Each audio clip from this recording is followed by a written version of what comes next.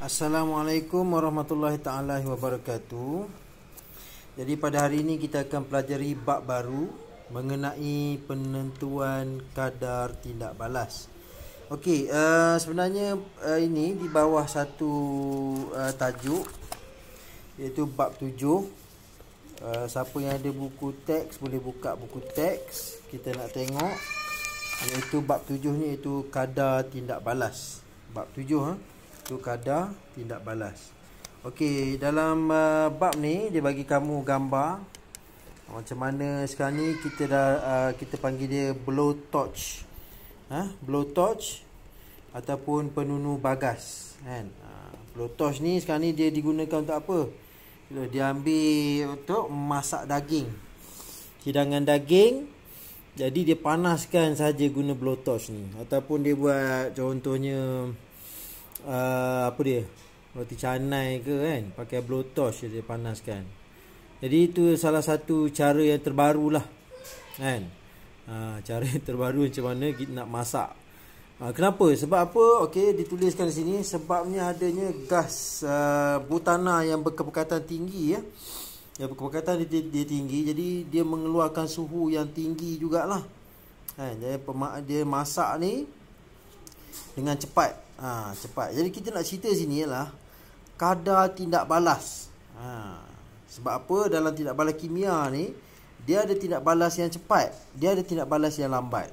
Nanti kita akan tengokkan dalam bab ni satu persatu sampailah habis. Dan kamu akan tengok apakah perbezaan antara kadar tindak balas purata dengan kadar tindak balas masa tertentu. Bagaimanakah suhu mempengaruhi kadar tindak balas? Mengapakah makanan akan masak dengan lebih cepat dalam ketulan kecil? Nanti kita akan tengok nanti dalam bab ini. Okey, pertama sekali kita nak tengok pengkelasan tindak balas. Sebab apa? Sebab tindak balas ni dia ada dua. Satu, tindak balas tu berlaku dengan pantas, dan ada juga tindak balas tu berlaku dengan lambat. Okey, terdapat pelbagai jenis tindak balas kimia yang berlaku di sekeliling kita. Tahukah anda bahawa tindak balas kimia juga berlaku di dalam tubuh badan? Contohnya seperti mana kamu belajar dalam biologi. Semalam je belajar biologi kan. Kamu dapat tengok bahawa asid lemak ni ditukarkan, lemak iaitu lipid, ditukarkan oleh apa? Enzim lipase kan. Menggunakan enzim lipase tu dah ditukar pada asid lemak dan glycerol. Itu pun berlaku dalam tubuh badan manusia. Itu pun dikira sebagai tindak balas kimia. Dan juga tindak balas ni boleh juga berlaku di luar. Contohnya kamu tengok ni, ini ketika mancis ni menyala, ni berlakunya tindak balas kimia. Dan adakah tindak balas ini berlaku dalam tempoh masa yang cepat atau perlahan? Jadi pengkelasan dia ni ada yang cepat, ada yang perlahan. Contohnya yang cepat yang biasa kamu tengok, percikan. Pembakaran bunga api, kamu tengok betapa cepatnya percikan tu kan. Dia meletup pun dengan cepat. Pembakaran gas, kamu biar gas terbuka, kamu cuba buka mancis, apa jadi? Meledak kan api. Begitu juga dengan elektrik kan. Kamu on je terus ada. Okey, begitu ni nyalakan api mancis pun berlaku dengan cepat. Jadi tindak balas ni dia ada cepat dan dia ada yang perlahan. Perlahan ni contohnya perebutan buah. Contohnya kamu tengok buah pisang letak atas meja, tunggu seminggu baru dia mereput. Fotosintesis pun berlaku dengan lambat. Kakisan batu nak mengakis ambil masa beratus tahun ya.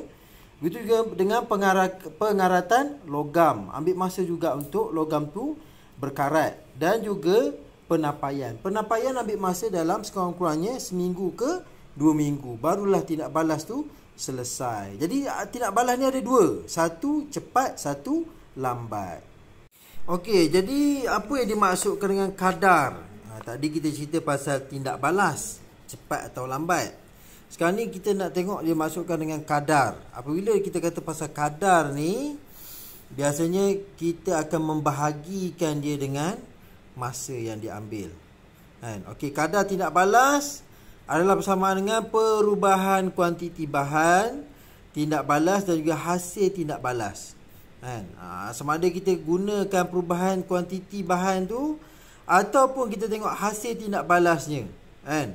Dan dibahagikan dengan masa yang diambil untuk berlakunya perubahan tu. Okey, semasa tindak balas berlaku, kuantiti bahan tindak balas yang digunakan akan berkurangan. Manakala kuantiti hasil tindak balas akan bertambah. Kan? Contohnya sebelum ni kamu dah ambil kamu dah belajar macam mana asid tambah dengan alkali dia akan jadi garam.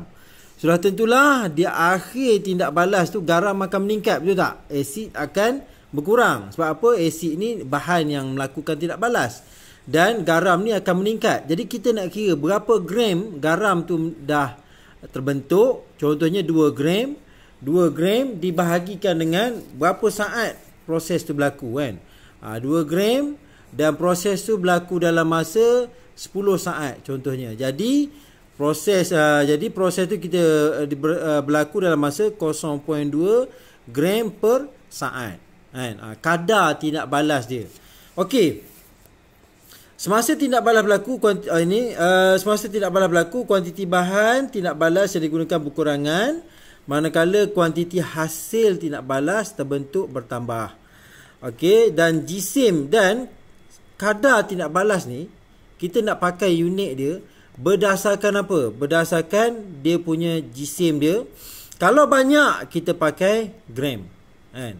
Kalau terlalu banyak sangat mungkin kita akan pakai kilogram. Tapi biasanya kita pakai unit SI dia gram. Dan kalau dan isi padu kita pakai sentimeter padu, desimeter padu. Kalau kuantiti zat terlarut berapa? Mol per desimeter padu. Okey, pemilihan unit masa pula bergantung kepada cepat ke lambat. Kalau cepat kita akan pakai saat. Kalau lambat kita kena pakai minit. Kalau tidak dia terlalu kecil dia punya jumlah dia nanti, kan? Okey, kenapa minit? Kalau tindak balas tu berlaku dengan cepat, kita akan pakai saat. Kalau tindak balas tu berlaku lambat, kita kena pakai minit. Ataupun kalau tindak balas tu berlaku hari, contohnya dalam 10 hari, jadi kita kena pakai hari lah. Sebab apa? Sebab kalau kita pakai unit saat juga, kamu bayangkanlah kalau 2 hari, kalau 1 hari dah 24 jam. Kan? 24 jam kita darabkan dengan 60 minit dah berapa dah? Kan? Darab lagi dengan saatnya, kan? Jadi mengambil masa yang begitu lama. Bila mana kamu bahagikan kadar hasilnya hanya 2 gram, kalau dibahagikan dengan jumlah yang ribu-ribu, contohnya 10,000 jam, sudah tentulah nilai nanti akan jadi terlalu kecil, 0.0002 macam tu. Terlalu kecil. Sebab itulah kita masa tu bergantung pada kadar tindak balas. Dia bergantung pada kadar tindak balas. Okey, perubahan yang berlaku dalam tindak balas. Penentuan kadar mesti dibuat berdasarkan perubahan yang diperhatikan. Perubahan yang diperhatikan dan diukur dalam satu tempoh masa yang tertentu. Apakah perubahan tersebut? Contohnya kamu tengok sini, dia bagi contoh sini pembentukan mendakan. Okey, berlaku dalam tindak balas pembentukan garam tak terlarukan. Kan? Sebelum kamu belajar sebelum ni, garam tak terlarukan. Okey, gambar foto 7.1 menunjukkan keadaan sebelum dan selepas tindak balas antara larutan argentum nitrat dengan larutan natrium klorida. Dalam tindak balas ini argentum klorida dan natrium nitrat terbentuk. Pembentukan mendakan argentum klorida AgCl dapat dilihat dan mendakan menyebabkan larutan menjadi keruh. Okey, masa yang diambil untuk tanda X tu menjadi hilang. Kita tak nampak sebab apa, dah berlaku keruh. Jadi masa untuk kita dapat tengok X sehinggalah kita tak dapat tengok X. Berapa masa yang diambil? Itu kita nak tengok. Berapa masa yang diambil?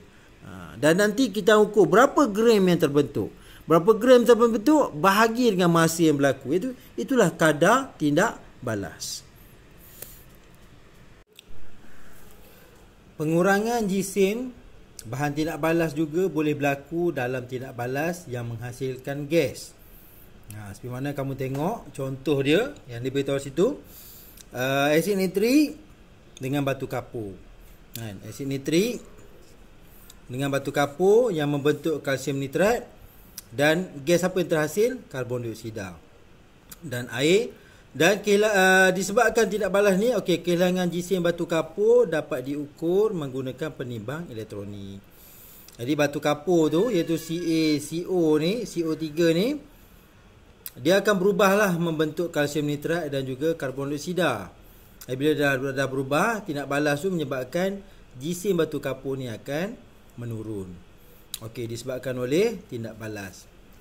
Kemudian apa lagi yang akan berlaku dalam tindak balas? Penambahan isi padu gas berlaku bagi tindak balas yang menghasilkan gas. Sudah tentulah disebabkan oleh tindak balas ni. Tindak balas berlaku di sini, dan tindak balas itu menyebabkan penghasilan gas. Sudah tentulah makin lama makin banyak gas yang terhasil. Jadi kamu akan dapati isi padu gas ni akan bertambah. Rajah 73 menunjukkan tindak balas antara asid hidroklorik dengan magnesium. Jadi magnesium klorida akan terbentuk dan gas hidrogen akan dilepaskan. Gas hidrogen dikumpul dan isi padu gas diukur menggunakan picagari gas. Jadi dengan ini kamu dapat tengok gas hidrogen ni akan meningkatlah disebabkan oleh tindak balas ini. Jadi di sini kamu akan dapat tengok bila mana berlaku sahaja tindak balas, berlakulah pengurangan jisim bahan tindak balas. Berlakulah pertambahan kepada jisim hasil tindak balas. Kemudian perubahan-perubahan yang lain yang kamu dapat perhatikan dan dapat diukur, contohnya perubahan tekanan yang berlaku dalam tindak balas yang bergas. Perubahan tekanan ni dapat diukur dengan tolok tekanan. Selain daripada itu, perubahan kekonduksian elektrolit berlaku bagi tindak balas melibatkan ion-ion yang bergerak. Emitter dapat digunakan untuk mengukur perubahan kekonduksian elektrik. Dan juga perubahan nilai pH juga berlaku. Contohnya pH asid. Kamu dah tambahkan dengan alkali, dia dah jadi neutral. Jadi sudah tentulah berubah dari segi bacaan pH-nya. Seterusnya dalam buku kamu ni dia tunjukkan kamu bagaimana eksperimen dijalankan. Eksperimen jalankan. Tujuannya apa? Mengukur masa tindak balas berdasarkan beberapa perubahan yang boleh diperhatikan dan diukur. Jadi digunakan serbuk zinc, asid sulfurik. Jadi sebab kita tahulah nanti akan terbentuk zinc sulfat dan juga ketulan marmar, batu kapur, asid nitrik. Jadi dia eksperimen ni dia nak tengok tindak balas. Dan dia akan ukur apakah hasil tindak balasnya. Jadi saya minta kamu tolong baca dan tengokkan bagaimana ia dilakukan supaya kamu membiasakan diri dengan eksperimen. Tindak balas zinc dengan asid sulfurik. Apa jadi? Zinc sulfat. Jadi apa kamu hasilkan keluar lagi? Hidrogen akan dihasilkan. Jadi apa yang dia akan ukur nanti? Gas hidrogen tu kan. Kamu nampak sini cara dia ukur gas hidrogen. Nampak? Bila mana berlaku saja tindak balas di sini, gas hidrogen akan dilepaskan dan dia akan membentuk buih. Kemudian gas hidrogen akan dikumpulkan dalam biuret ni. Dan dia akan ukur lah berapa cm berubah, berapa cm yang berubah, untuk dia tahu berapakah isi padu. Nanti dia akan gunakanlah kiraan. Jadi kamu tengok sini dah siap tu. Kamu tengok sini. Bacaan biuret sentimeter padu. Dekat dia punya, kita ambil daripada bacaan biuret kat sini. Dekat situ bacaan biuret kat sini ada senggatan dan kita masukkan dekat sini. Jadi kita dapat tahulah berapa minit dah berapa dah sentimeter padu terhasil. 3 minit berapa, 4 minit berapa, 5 minit berapa, dan yang terakhir sekali 5 minit. Berapa jumlah gas yang dihasilkan. Jadi dari sini kita akan buat kiraan berapakah kadar tindak balas yang berlaku. Okey, kadar tindak balas ni pula, kita boleh ukur dia sama ada menggunakan kadar tindak balas purata ataupun kadar tindak balas yang mana berlaku dalam masa tertentu sahaja. Contohnya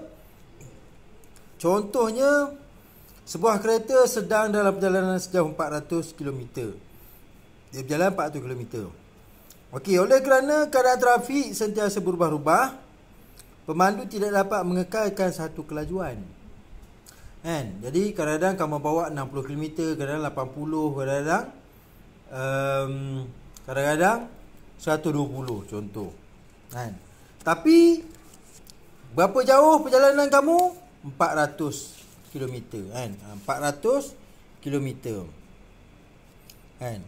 Dan bila diukur balik, kamu ambil masa 10 jam untuk sampai. Jadi 10 jam. Okey, ni kira jam sebab dia ambil masa lama. Ni kilometer. Jadi berapa kadar perjalanan kamu tu? Kelajuan yang kamu ambil. Okey. Bahagikan dapatlah 40 km per jam. Tu dia punya kelajuan dia. Okey, itu kadar. Okey. Bagaimana pula dengan kalau macam polis? Kan? Dia ambil bacaan kamu pada masa tertentu. Kamu telah lalu dekat highway latar dengan kelajuan 160 km sejam. Macam mana dia ukur? Dia menggunakan alat ni. Dengan alat ni, dia dapat tahu kereta kamu telah bergerak 160 km sejam pada masa itu. Pada masa itu. Pada masa kamu atas latar tu. Dekat jalan mana? Dekat jalan Kuang sana. Pada masa itu, jadi itulah tindak balas yang dikatakan pada masa tertentu. Itu contoh dia untuk kamu memahami bahawa kadar ni, tindak balas ni kita boleh dikira menggunakan purata, tindak balas ataupun pada masa tertentu, pada jam itu. Yang boleh kamu tengok pada dua keadaan. Ada keadaan kamu ambil terus pukul rata, itu kamu kira purata dia, ataupun kamu nak pada masa-masa itu. Pada jam kedua, jam ketiga, berapa kadar tindak balas yang berlaku. Jadi tindak balas untuk tindak balas kimia pula, sebab tadi saya tunjukkan contoh. Ini kita tengok tindak balas kimia pula macam mana. Okey, kadar tindak balas purata merupakan nilai purata bagi tindak balas yang berlaku pada satu tempoh masa tertentu. Fahami keterangan berikut untuk cara menghitung kadar tindak balas purata bagi tindak balas yang melibatkan pembebasan gas. Okey, kamu tengok ni. Dia berlaku dalam masa tertentu. Dia bagi T masa. Dan jumlah isi padu gas yang terhasil. Jadi jumlah dia tu, jumlah isi padu gas yang terhasil tu dibahagikan dengan tempoh masa yang diambil. Kan? Contohnya sini 10 cm padu berlaku dalam 5 saat. Jadi 2 cm padu per saat. Kan? Okey. Kita tengok pula kepada kadar tindak balas pada T masa yang pertama. Contohnya T masa pertama. Okey, contohnya ni adalah tindak balas ni berlaku pada, kita nak kira pada masa T sahaja. Kan? Kita tak kira pada masa keseluruhan sampai sini, tidak. Kita kira sampai T sahaja, T masa pertama. Jadi macam mana? Jumlah isi padu yang terkumpul iaitu dalam T saat yang pertama dibahagikan dengan tempoh masa yang diambil. Okey, iaitu V tolak kosong ni, T tolak kosong. Dapatlah V bahagi T sama dengan ini. Contohnya lah kan, dia suruh kamu kira antara, okey, masa kedua ni, antara saat satu ni ke saat yang kedua. Berapa jumlah antara sini. Jadi sebab tu kamu boleh kira nantilah. Habis, sebab itulah dia suruh tolak kosong ni. Tak apa, nanti kita akan tengok contohnya macam mana pengiraan. Jadi di sini kamu dapat tengok ada perbezaan antara purata dengan pada masa tertentu. Contohnya kita kira pada keseluruhan masa. Yang ni pada keseluruhan masa. Dan ini pada T masa pertama. Itu bezanya. Nanti kita akan tengok bagaimana pengiraan tu dibuat. Okey. Ada juga keadaan yang mana dia suruh kamu kira daripada okey, berapakah kadar tindak balas dari T pertama hingga T kedua. Jadi ada juga soalan seperti itu. Jadi macam itulah kamu kena kira jumlah hasil padu terkumpul pada T hingga T2. Berapa jumlah ni ditolakkan dengan ini. Yang kedua tolak yang pertama. T pula, masa pula tolak yang kedua tolak yang pertama. Jadi kita akan dapat berapakah kadar yang berlaku antara masa T pertama hingga masa T yang kedua. Jadi itu nanti kita akan tengok contohnya. Okey, kadar tindak balas pada masa tertentu merupakan kadar tindak balas yang berlaku pada satu ketika sahaja. Kadar tindak balas pada masa tertentu boleh diperoleh daripada data eksperimen dan dengan kita plotkan graf perubahan kuantiti bahan tindak balas atau hasil tindak balas melawan dengan masa. Jadi bila mana kita buat graf melawan masa, kita tahu berapakah hasil tindak balas dan berapakah jumlah masa yang diperlukan untuk menghasilkan tindak balas tersebut. Okey. Seterusnya mengukur kecerunan tangen lengkung pada waktu tertentu. Rajah 7.9 menunjukkan cara menghitung kadar tindak balas pada masa T itu tertentu. Okey. Langkah pertama, lukiskan tangen pada lengkung T. Jadi kamu contohnya dia nak T sini. Dia nak T sini. Okey, kita pun buatkan satu lengkung. Garis kat sini, buat tangen ke situ. Kemudian, okey, yang kedua, gunakan tangen untuk melengkapkan satu segitiga bersudut tegak. Jadi kamu buat segitiga sudut tegak. Okey, segitiga boleh dilukiskan dalam pelbagai saiz. Lebih besar saiz segitiga lebih tepat perhitungan nilai kecerunan tangen. Okey, kemudian kali yang ketiga apa kamu buat? Okey, hitungkan kecerunan tangen lengkung graf. Jadi daripada kamu bila mana kamu dapat nilai sini, ada nilai di sini, nilai T-nya yang T kedua ni, dan kamu masukkan dalam formula ni, maka kamu akan dapatlah jumlah kecerunan. Jadi kecerunan itulah yang mewakili kadar tindak balas. Okey, jadi bagi tindak balas yang mana masa tertentu melibatkan pengurangan jisim. Jadi yang tadi kamu tengok pertambahan jisim. Pertambahan jisim memanglah dia punya graf dia macam tu. Kalau pengurangan jisim dia akan melengkung macam ni. Macam mana nak buat? Sama sahaja. Kamu lukiskan tangen dan dapatkan nilai T di sini dan nilai dia punya jumlah jisim dia di sini, dan lakukan seperti mana formula inilah. Formula ini. Okey. Jadi itu untuk pengurangan jisim. Okey. Kita tengok contoh bagaimana penyelesaian masalah numerical berdasarkan tindak balas itulah, kadar tindak balas. Okey, ni dia bagi kamu contoh. Seorang murid telah menambah ketulan magnesium karbonat secara berlebihan dalam asid sulfurik. Jadi kita tahulah apa akan jadi ni kan. Magnesium sulfat akan terbentuk, karbon dioksida akan terhasil. Lagi apa lagi? Dan terbebas, jadi karbon dioksida terbebas dikumpulkan dalam satu picah garis gas. Isi padu direkodkan dalam masa 1 minit. Selama 10 minit. Jadi setiap 1 minit diukur. Setiap 1 minit diukur. Jadi sampai 10 minit. Dan inilah datanya. Jadi berdasarkan ini, kamu kena plotkan graf. Di sinilah trik dia. Yang mana kamu nak kena belajar macam mana nak plotkan graf. Okey. Jadi saya minta sangat kamu tolonglah lukis graf dan tunjukkan pada saya dengan menggunakan ni kertas graf ni. Wajib kita kena pakai kertas graf. Kamu tak boleh pakai kertas kajang. Dia punya ni tak sama nanti, dia punya plot dia punya ni tak sama. Jadi kamu lukiskan seperti ini. Dan bila mana kamu dapat seperti ini, kamu hendaki menyambungkan dia punya ni kan, dia punya graf tu sambung kan? Dan kamu boleh daripada sini kamu boleh ukur dia punya kadar tindak balas. Okey, kita tengok soalan dia yang pertama. Jadi kat ini bila nak buat, nanti ada soalan 7.3 kita akan buat.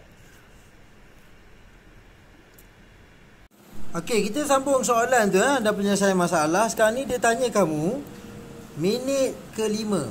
Ni minit ke-5. Okey, kamu kena ingat ini isi padu gas. Bacaan isi padu gas, bukan bacaan kadar tindak balas. Kamu kena sila bezakan antara isi padu gas dengan kadar tindak balas. Kadar tindak balas berapa jumlah gas terhasil dalam masa 5 minit. Itu kita nak cerita. Sekarang ni minit yang ke-5.